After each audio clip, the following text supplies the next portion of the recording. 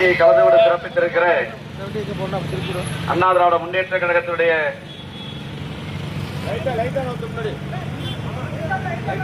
மூத்த நிர்வாகி, அண்ணா திராவிட முன்னேற்ற கழகத்தினுடைய அமைப்பு செயலாளர் அண்ணன் சிவராஜமணிக்கம், அதேபோல அம்மா மக்கள் முன்னேற்ற கழகத்தினுடைய அமைப்பு செயலாளர்